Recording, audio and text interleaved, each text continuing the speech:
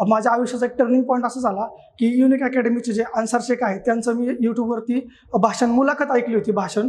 त्याच्यामध्ये असं झालं की ते वयाच्या 21व्या वर्षी IAS झाले होते. त्याच्यामुळे मला कुठेतरी असं वाटत होतं की आपल्याला प्रशासनात यायचं आहे आणि आपल्याला पोलीस अधिकारी व्हायचं. प्री मेन्स आणि ग्राउंड हे क्लिअर करून मी इंटरव्ह्यूपर्यंत पोहोचलो. दुर्दैवाने 6 मार्कांनी माझी फायनल पोस्ट गेली.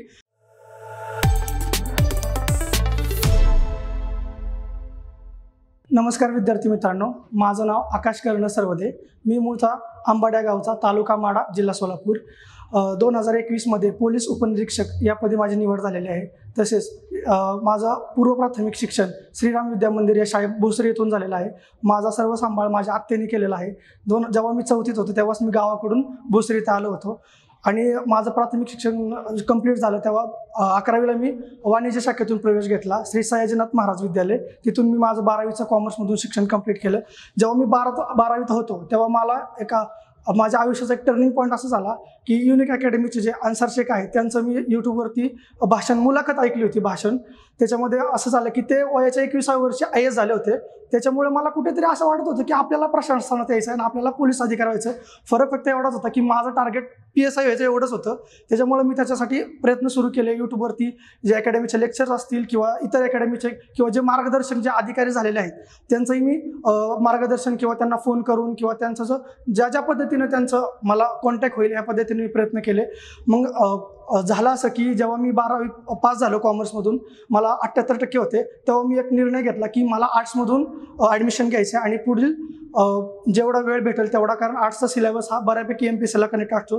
हिस्ट्री, जिओग्राफी, भूगोल, बाकीचे जे सब्जेक्ट आहेत इकॉनॉमिक्स वगैरे, त्याच्यामुळे मी आर्ट्सला ॲडमिशन घेतलं आणि माझ्या 2017 पासून मी MPSCची प्रिपरेशन चालू केली. लवकर सुरुवात केल्यामुळे माझ्या सगळ्या संकल्पना क्लिअर झाल्या आणि जे छोटे छोटे विषय होते त्या क्लिअर करण्यासाठी मला खूप वेळ भेटला. 3 वर्षाचा जो माझा काळ होता डिग्रीचा, त्यामुळे मी शांतपणे लायब्ररीवरती बसून तसंच कॉलेज करता करता अभ्यास केला. आणि त्याचा फायदा असा झाला की जेव्हा 2020ला माझी डिग्री कंप्लीट झाली, नोव्हेंबर 2020ला माझी डिग्री कंप्लीट झाली, त्याच वेळेस 2020च्या पोलीस उपनिरीक्षक पदापर्यंत प्री मेन्स आणि इंटरव्ह्यू सगळं क्लिअर म्हणजे प्री मेन्स आणि ग्राउंड हे क्लिअर करून मी इंटरव्ह्यूपर्यंत पोहोचलो. दुर्दैवाने 6 मार्कांनी माझी फायनल पोस्ट गेली. पण मी खचून न जाता तितक्याच उमेदीनं जे माझे बरोबरचे सहकारी आहे आदरणीय धीरज बागल सर, प्रमोद डोबळे सर यांनी मला पुश केलं आणि 2021च्या ज्या पोलीस उपनिरीक्षक मुख्य परीक्षेत मला 60 मार्काच्या लीडने मी पास झालो आणि आत्ता सध्या 189 रँक येऊन मी राज्यात SC मधून 6व्या क्रमांकाने उत्तीर्ण आहे. मला नवीन विद्यार्थ्यांना एक सांगायचं आहे की तुम्हाला जर प्रशासनात यायचं असेल तर त्याचा तुम्ही लवकरात लवकर डिसिजन घ्यावा आणि या क्षेत्राकडे वळावं. की 12वी नंतर किंवा 11वी नंतर काही विद्यार्थी प्रिपरेशन करतात, कारण स्पर्धा खूप अफाट आहे.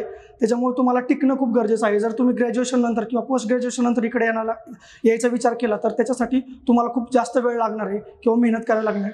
त्याच्यामुळे माझी अशी विनंती आहे की तुम्ही लवकरात लवकर निर्णय घ्या. आपले जे शिक्षक आहेत, जे योग्य मार्गदर्शन करतील असे सहकारी आहेत, त्यांच्यासोबत राहावा. मला फायदा झाला की जेव्हा मी लायब्ररी जॉईन केली तेव्हा माझे जे सहकारी होते ते ऑलरेडी मेन्स क्लिअर केलेले किंवा इंटरव्ह्यूपर्यंत पोहोचलेले होते. त्याच्यामुळे मला एक वातावरण निर्माण झालं आणि त्यांनी मला प्रॉपर गायडन्स केला. त्याच्यामुळे मी माझ्या कन्सेप्ट बऱ्यापैकी लवकरात लवकर क्लिअर झाल्या आणि मी इथपर्यंत पोहोचू शकलो. त्याच्यामुळे तुम्ही लवकरात लवकर निर्णय घ्यावा आणि त्या मार्गाने अभ्यास चालू करावा. तुम्हाला निश्चितच योग्य यश मिळेल. नवीन जे विद्यार्थी येतात त्यांना खूप खूप शुभेच्छा. मनापासून तयारी करा आणि यश तुम्हाला नक्की मिळेल. धन्यवाद.